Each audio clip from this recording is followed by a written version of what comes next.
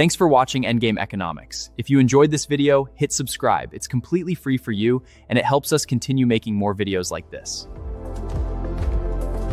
Imagine a man whose single hand gesture could send hundreds of thousands of soldiers marching across Europe. Kings feared him. Entire nations changed their borders because he demanded it. But in the end, that same man sat entirely alone, surrounded by a violent ocean he couldn't command. How does the ultimate military mastermind, who treated warfare as an exact, unforgiving science, make a miscalculation so catastrophic it costs him the world?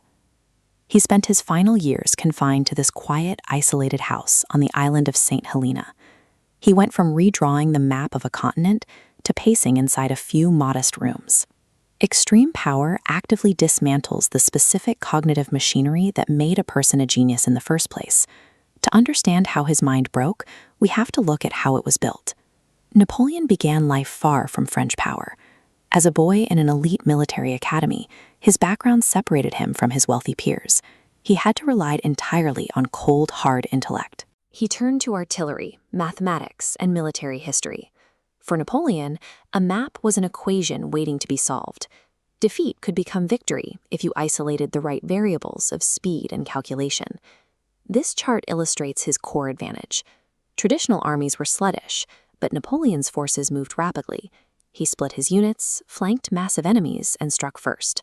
These mathematical victories provided the young outsider objective proof that his intellect was vastly superior. Success begins as hard evidence that you are highly capable.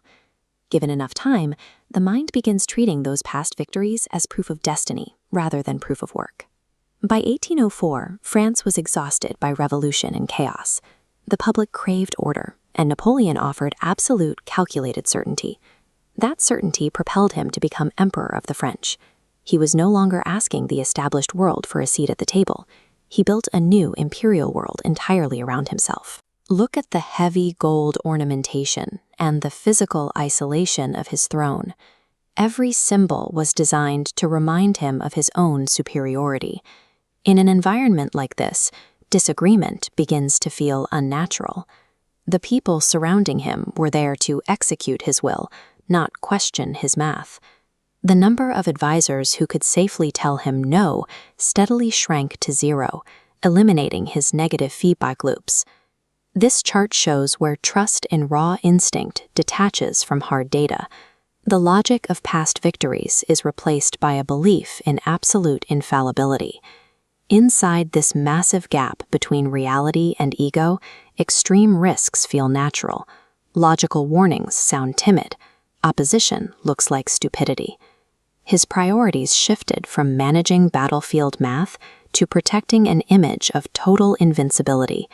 Every decision served to maintain the mirror's reflection of a man who could not be wrong. The ultimate test of this state of mind came in 1812, when Napoleon ordered the invasion of Russia. This map shows the scale of the French Empire at the time.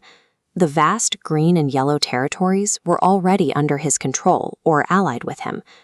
Risking this massive, stable domain for a punishing Eastern campaign defied all objective logic. This chart traces the route of his Grand Army. Notice these thin movement lines stretching hundreds of miles out from his established borders, dragging vulnerable supply chains deep into the frozen Russian expanse. His military brilliance relied on intimidating human generals and outmaneuvering slow armies. But snow doesn't surrender. Hunger doesn't recognize imperial rank. Distance cannot be intimidated. The Russian winter destroyed hundreds of thousands of his soldiers, shattering his illusion of invincibility. Unlike the human courts he had spent a decade bending to his will, the physical limits of reality completely refused to cooperate. Following the collapse of his forces, Napoleon was forced to abdicate and was exiled to Elba. Look at this modest harbor. The man who had dictated terms to the entire continent was suddenly handed authority over a tiny Mediterranean island. For an ordinary mind, surviving such a fall and retiring in peace would be a relief, but power leaves a permanent muscle memory. To a man accustomed to commanding millions, a quiet existence felt like death. He had to escape. He slipped away from Elba and landed back in France. The soldiers sent to arrest him instead wept and joined his ranks. In a matter of days, the crowds returned, the room expanded again, and the old identity of the chosen leader was fully restored. But his return brought him straight to Waterloo. Here, beneath where the Lion's Mound monument stands today, he faced a unified alliance. They finally understood his psychology, and they knew the only way to ensure peace was to permanently break his military capability.